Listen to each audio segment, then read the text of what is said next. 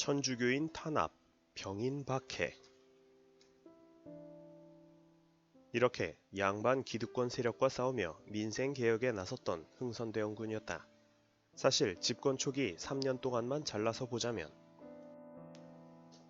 흥선대원군의 업적은 조선왕조 500년 동안 전무후무할 정도로 파격적이고 효과적이었다고 할 수 있다. 만약 그가 군주로 있었다면 집권 3년간의 치적만 가지고도 세종의 버금가는 성군으로 칭송되었을지 모른다. 이것은 과장이 아니다. 보라고, 세도정치 타파했지. 민생 안정시켰지. 조선의 병폐와도 같았던 수취제도도 고쳤지. 하지만 그럼에도 불구하고 그는 쇄국정치의 대명사요. 망국의 장본인이라고까지 폄하되는 것이 현실이다. 과연 정당한 평가일까? 아니면 오해일까? 먼저 이 사건에 주목해보자. 18세기 후반부터 19세기에 걸쳐 조선 바닷가에는 이양선이 출몰하고 있었다.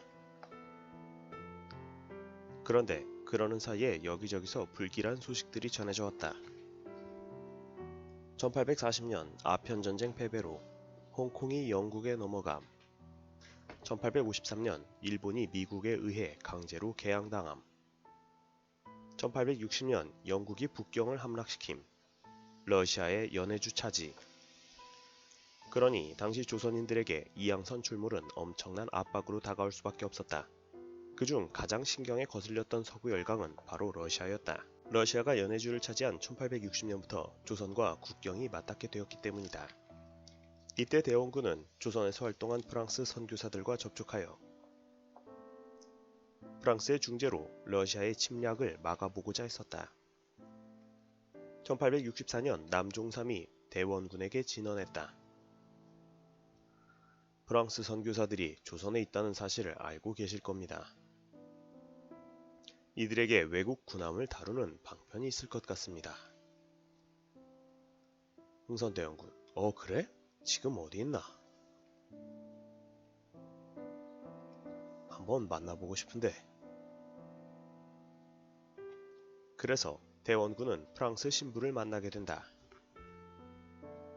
당시 구체적으로 어떤 대화가 오고 갔는지는 의문이지만 불행히도 이렇게 몰래 만나고 있는 걸 안동 김씨 세력들에게 발각되고 만다. 감히 서양의 오만캐들과 밀담을 나눠? 옳거니 대원군이 그랬단 말이지. 이 일을 크게 누설시켜 이참에 대원군의 입지를 떨어뜨리는 거야. 1866년에 쓴 리델의 편지에도 이렇게 나와 있다. 리델 신부, 김병국, 김병학 같은 포악한 대신들 때문에 일을 망쳤다. 결국 대원군은 입장이 난처해졌고 상황을 타개하기 위한 강수를 둔다. 1866년 벽초부터 천주교 신자들을 대대적으로 탄압하기 시작한 것이다. 바로 병인박해다. 권력을 방어하기 위한 자구책이었다. 실은 그게 아니래도. 알았어. 내가 천주쟁이들을 소탕하는 걸 보면 믿어줄 거지. 이렇게 해서 프랑스 선교사 9명을 포함해 천주교 신자 무려 6천여 명을 처형한다. 대원군의 실수, 쇄국 정책은 불가피했나. 하지만 그것은 엄청난 실수였다. 이 와중에 프랑스 신부 3명이 잽싸게 청나라로 도망치게 되었고 그곳에 있던 프랑스 함대 사령관에게 모든 사실을 알린다. 조선에 대원군이란 작자가 있는데 지금 천주교인들을 마구 학살하고 프랑스 선교사들까지 여럿 학살했음요. 로즈 제도, 그랬어요? 그런데 우리가 뜨면 승산은 있는지요? 그건 걱정 안 해도 됩니다. 제가 조선의 아킬레스건을 잘 알고 있습니다. 이때 신부가 지적한 아킬레스건은 바로 한강 하구였다. 괜히 강화도에서 2차례 양요가 일어난 게 아니라는. 조선은 육로가 발달하지 못해 대부분의 세곡과 물품들을 전적으로 수운을 통해 한강을 통해 운반했기 때문에 군함이 한강 하구를 떡하니 장악하고 있으면 자연스레 조선군은 보급줄이 끊겨 질이 멸렬하게 될 것이란 이야기였다. 조선시대에 한강 하구를 장악하면 전라, 경상, 충청, 황해도에서 오는 모든 물자를 끊을 수 있게 된다.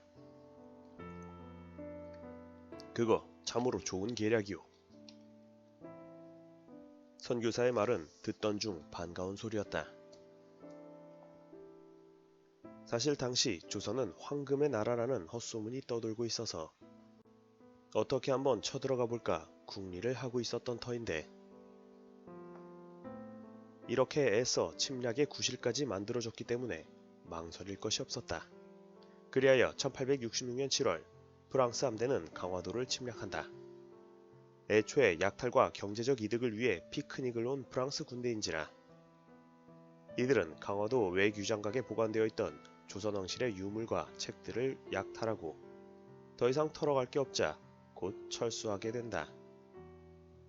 그리고 얼마 뒤 유대계 독일인인 오페르트가 무덤 속에 있을지도 모르는 보물을 도굴하겠다고 대원군 부친묘를 파묘하려 시도했다. 상황이 이렇게 되자 대원군의 분노는 하늘을 찔렀고 이는 관료들과 유생들도 마찬가지였다. 당시 유행으로 석회를 뒤집어 씌웠기 때문에 너무 단단해서 오페르트의 도굴 자체는 실패했다. 때문에 조선은 누가 봐도 쇄국 정책으로 갈 수밖에 없었다. 그리하여 1871년 신미양요가 끝나자마자 대원군은 전국의 주요 지역마다 척화비를 세우고 쇄국의 의지를 만천하에 공표하기에 이른다. 서양 오랑캐와 싸우지 않는다면 화친만이 있을 뿐이고 화친은 곧 나라를 팔아먹는 것이다. 라고 적었다. 척화비는 화평을 물리치는 비석이란 뜻이다. 하지만 이러한 대원군의 태도는 조선이 멸망하게 되는데 결정적인 원인을 제공하고 말았다. 시대의 흐름을 파악하지 못했고 쇄국 정책으로만 일관하여 근대화의 마지막 기회를 스스로 걷어차버리고 말았기 때문이다. 바로 그런 점 때문에 흥선대원군이란 인물은 조선의 마지막 개혁가라는 평가와 동시에 근대화를 따라가지 못한 쇄국주의자라는 상반된 수식어가 함께하고 있는 것이다. 하지만 조선시대 다른 군주였으면 과연 쇄국 정책을 피할 수 있었을까? 여러 상황과 여건상 쉽지는 않았을 것이다.